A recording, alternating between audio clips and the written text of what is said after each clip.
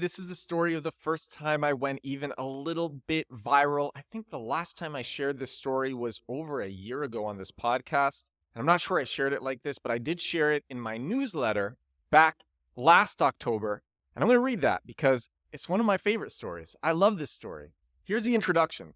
And it's called, the story is Saving a Radio Show with 4chan. If you want a Sunday pick-me-up, this is a nice story. This is a nice growth hack story, driving publicity to a radio show that was getting no listeners, a college radio show that was getting no listeners. That's what this story is. The introduction is, most people who have heard of 4chan believe it to be a toxic place. But I actually have the opposite opinion.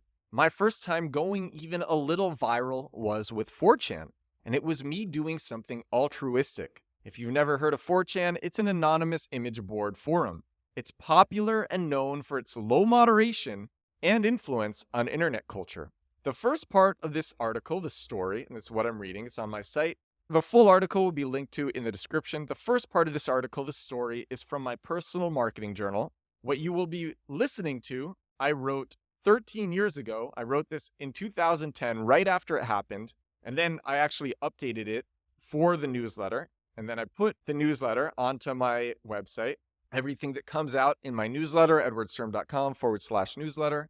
If it's not too black hat, then I will also syndicate it to my website. But sometimes I share the really dark stuff that I can't publish publicly on my site, and that only comes out in the newsletter. But this is a black hat. This is a nice story. And then the second part of the story, the analysis, it's from present day, which is actually October of last year. So the story, we hop in the time machine. We go to December 5th, 2010. It's a Sunday in Boston, which is where I'm going to college. I'm in college, 2010, Sunday, December 5th. And I write, felt bad for a freshman at my college doing a great but not listened to video game music radio show at the awful hours of 12 a.m. to 2 a.m. on Sunday night. And then a friend and I, we use 4chan to make him popular. That's the heading for this from my marketing journal. Before we started, the freshman DJ only had 3 listeners. He had listener number 1, which was an unattended office computer in the office of the radio station. Listener number 2 was his dad, and listener number 3 was me. He had 2 human listeners and 1 that was an unattended computer.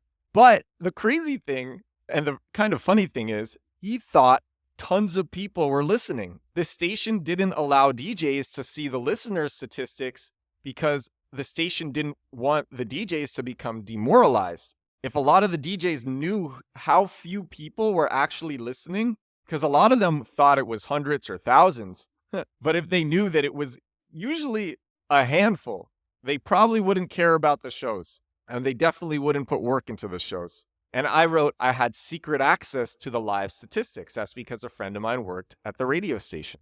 And I remember, because I went to go see what was on that radio station one Sunday night, and I'm listening to the Halo theme, and I'm like, what? Is this the same college radio station? And it is. And then the guy comes on, and he's like, hope you like that. This is my video game music radio show.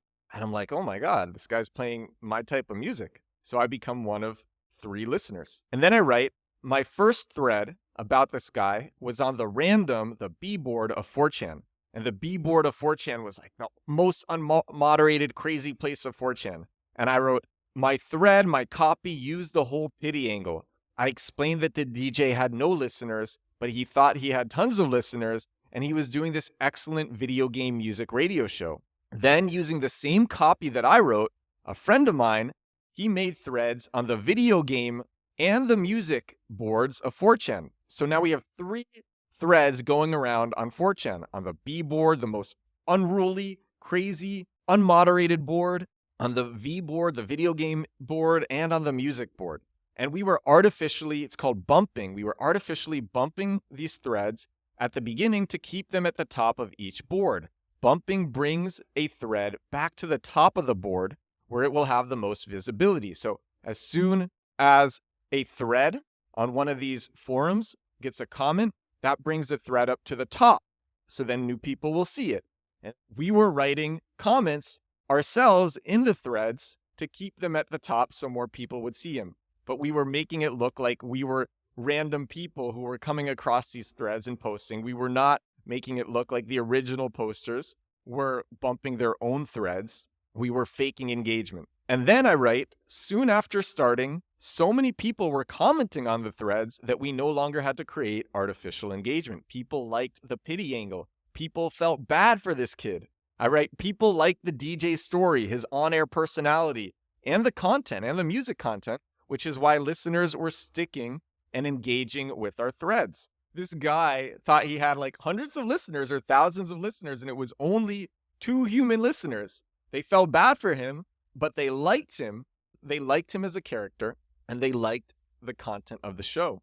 And then I write, we kept interest high by constantly updating people with the show's listener count. So the DJ, he was focusing on the show. He didn't know how many listeners he had because he wasn't in the 4chan threads. He was just focusing on putting together a good show. So he didn't know, but I was updating the threads because I originally told them, listen, this show only has 2 human listeners and then 1 listener that's an unattended computer. I was updating 4chan with the show's listener count. And then it started getting crazy. Eventually, people started creating their own threads. People across 4chan were talking about this as it was unfolding in different boards, not just the video game board, not just the random board, not just the music board, and other boards. And it got so crazy, the station servers couldn't handle the load from the concurrent listeners we brought, which limited how many there were. So the most amount of listeners that we got set the record for the station. It was only 460 listeners, and that's because the servers couldn't handle more. I write, the show had listeners from around the world. It was 8 a.m. in Spain and people were listening. And this is before Instagram Reels and TikTok, where you put out a video and then it's seen by people everywhere, and you're just used to that. This was 14 years ago. In 2010, people were complaining that they couldn't go to sleep until the show ended because it was in the middle of the night on the East Coast of the United States. The DJ was getting inundated by instant messages, and he got several phone calls. Lots of people were IMing, instant messaging the station, because the station had an instant messenger address. So he was getting lots of instant messages. The show was doing so well that the DJ kept it going for an extra 2 hours until 4 a.m. I physically went down to the station at 3:30 a.m. to meet the DJ, who I hadn't previously known. I only felt bad for him, and that's why I was doing this. And then I got to go on air and say hi to everybody from 4chan. And the DJ, the DJ was overjoyed. He was in shock this was happening. And I stayed up until 5:30 a.m. watching people on 4chan talk about the show long after it ended. The show ended at 4 a.m. People were talking about it long after it ended. And here are some things that happened from the weeks after. The show got many repeat listeners. Lots of people came back the next week. It was a weekly show. The DJ got many Facebook friends and even a girlfriend from this. And then this story, oh, I love this part. This story has been used year after year by the station staff to motivate new DJs. And it was literally even written into the station manual. So the analysis, here's why this popped off. Number 1, bumping. Before our threads had reached critical mass, my friend and I kept them relevant by posting ourselves. If a few minutes went by without there being a comment, my friend and I would make one ourselves. So we were creating artificial engagement to keep the threads fresh so more eyeballs would come on them and there would be more opportunity for this thing to pop off. Number 2, empathy and compassion.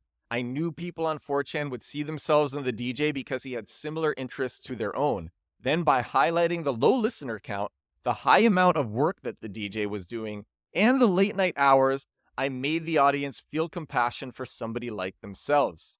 Number 3, narrative bias. We're naturally drawn to stories, especially ones that evoke strong emotions. The tale of the underdog, which is this DJ, getting unexpected and unprecedented support, is a narrative that many wanted to be a part of. Lots of people wanted to be part of this story.